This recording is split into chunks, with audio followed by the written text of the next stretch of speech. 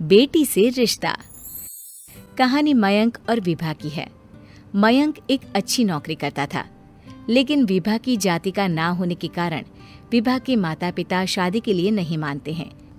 पर जब दोनों अपनी मर्जी से शादी कर लेते हैं तो क्या है विभा, 6 साल हो गए हैं शादी को, लेकिन एक दिन नहीं गया कि तुम माँ पापा को याद कर परेशान नहीं होती। मैं कितनी कोशिश करता हूँ कि तुम सब भूल जाओ। कोई नहीं भूल पाता है मयंक, माँ पापा को कोई कैसे भूल सकता है। तभी सास का फोन आता है। माँ लो, विभा से बात कर लो, आज उसे अपनी माँ की बहुत याद आ रही है। बेटा विभा, मैं आ जाऊं? हम दोनों चलेंगे तेरे माँ पापा के पास। बोलो। ना माँ जी, वो आप लोगों को कुछ बोलेंगे तो मुझे और भी बुरा लगेगा। आखिर आप भी मेरी माँ ही तो हैं। अरे सुन लेंगे ना यार, कोई बात नहीं, बोलेंगे ही ना। चलो माँ, मैं फोन रख रहा हूँ। वो क्या है ना, आज विभा को लेकर डॉक्टर के पास जाना है। बहुत दिनों से इसके सर पर लगातार दर्द हो रहा है। अरे हाँ हाँ, ले जा बेटा, सर दर्द को हल्के में नहीं लेना चाहिए। वैसे भी ना बहू सोचती बहुत है। मयंक माँ का फोन रख देता है और दोनों कार से अस्पताल जाते हैं। लेकिन जैसे ही वो लोग अस्पताल जाते हैं, विभा को स्ट्रेचर में नर्स उसकी माँ को लेकर जा रही दिखती है। मयंक, माँ, मयंक वो मेरी माँ है। इतने सालों बाद देखी भी तो इस हाल में मैं उनके पास जा रही हूँ। अरे रुको, कहीं वो लोग तुम्हें देखकर और परेशान ना हो जाए, या फिर तुम्हें कुछ बोल ना दे विभा, तुम फिर परेशान हो जाओगी। मयंक कैसी बात कर रहे हो, वो माँ है मेरी। विभा पास खड़े अपने चाचा चाची से बात करने की कोशिश करती है, लेकिन वाह, तेरे जैसी बेटी जिसकी हो वो तो मर ही जाए तो अच्छा है। वैसे पार्क में पैर फिसला है तेरी माँ का, रीढ़ की हड्डी टूटी है। रिद्धि को चाची की बात का बिल्कुल बुरा नहीं लगता। शायद वो सुन ही नहीं रही थी कि चाची क्या कह रही थी। वो सीधे माँ के कमरे में जाती है। कौन है आप? ये मेरी माँ है, मेरा नाम रिद्धि। रिद्धि नाम है ना आपका? दर्द में भी ये आपका ही नाम ले रही थी। हाँ, ये सुनते ही रिद्धि का कलेजा मुंह में आ जाता है। ये वही माँ है जिसने कड़े शब्दों में ये कह दिया था कि अब तेरा मेरा रिश्ता खत्म। फिर रिद्धि का पति मयंक भी वहां आ जाता है। सामने खड़े होते हैं रिद्धि के पिता। पापा, क्या हुआ माँ को? वो पार्क में गिर पड़ी, रीढ़ की हड्डी में चोट आई है। रिद्धि पिता की तरफ देखती है, लेकिन पिता मुंह फेर लेते हैं। पता है मयंक, माँ दर्द में मेरा नाम ले रही थी। मेरी माँ मुझे याद कर रही थी मयंक। मैं माँ को कुछ नहीं होने दूंगी, देख लेना।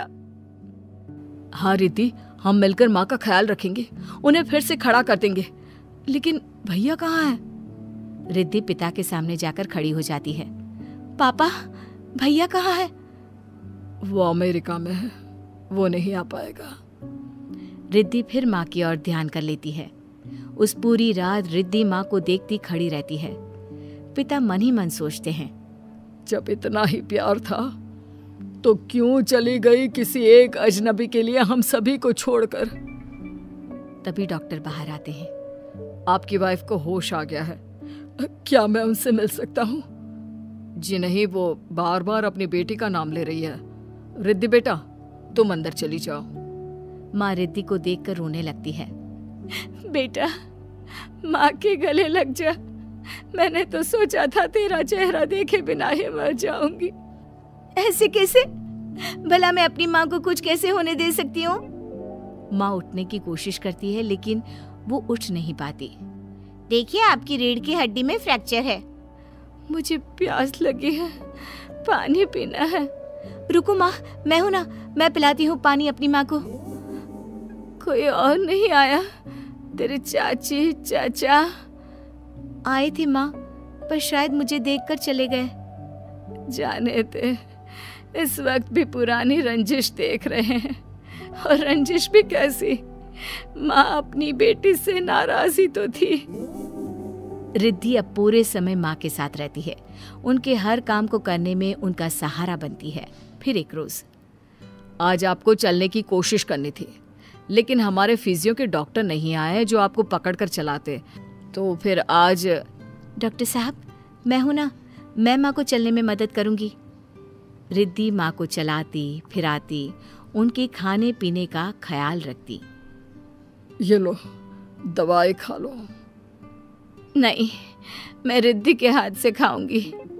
ये क्या बात होती है? रिद्धि के हाथ से क्यों? वैसे भी अब कल से तुम्हारी छुट्टी होने वाली है, फिर तो मैं ही हूँ जो भी हूँ। तभी वहां रिद्धि आ जाती है। पापा, मैं बस कुछ मिनट के लिए डॉक्टर के पास गई थी। ये दवा। तुम्हारे पापा नहीं बताएंगे, लेकिन वो मुझे दवाई दे रहे थे। कल से मेरी छुट्टी है ना। लेकिन ये तो गलत दवाई है पापा। इतनी ढेर सारी दवाई है ना, इसलिए भूल हो गई होगी। नहीं नहीं माँ, सिंपल तो है। मैं बाहर जा रहा हूँ, कल आ जाऊंगा छुट्टी कराने। अगले दिन पिता अस्पताल से माँ को ले जा रहे होते हैं कि रिद्धि बेटा, इतनी जल्दी किसी की छुट्टी नहीं हो पाती, ऐसे रीढ़ की हड्डी के मामले में।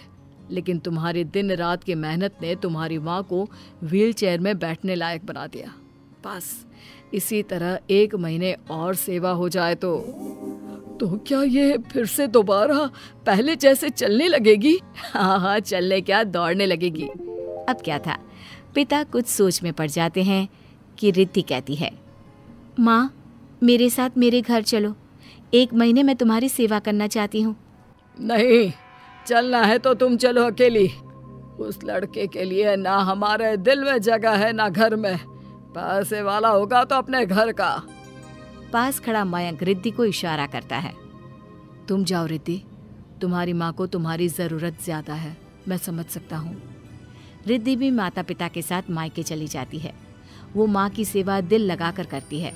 पिता भी रिद्धि को माफ कर देते हैं और फिर 1 महीने बाद, देख रिद्धि, मैं बिल्कुल ठीक हो गई। सच कह रहे थे डॉक्टर कि मैं तो दौड़ भी सकती हूँ। बस माँ, तो अब मैं चलती हूँ। मयंक और मुन्ना मेरे बिना ना जाने कैसे होंगे। अरे क्या जरूरत है जाने की, यहीं रुक जा। या फिर नहीं पापा, उस दिन आपकी शर्त मैंने सिर्फ माँ की हालत देकर मानी थी, लेकिन अब नहीं। अब मैं इस घर में तभी कदम रखूंगी जब मेरे पति को भी इज्जत से बुलाया जाएगा। पिता समझ जाते हैं कि बेटी क्या चाहती है। फिर एक रोज, अरे रिद्धि देखो तो दरवाजे में कौन है? रिद्धि दरवाजा खोलती है तो सामने माँ पिता खड़े होते हैं। हाथ में होता है ढेर सारा गिफ्ट। कहाँ है मेरे दामाद जी? मयंक और रिद्धि माता पिता को देखकर खुश हो जाते हैं और माँ मुन्ने को गले लगा लेती है।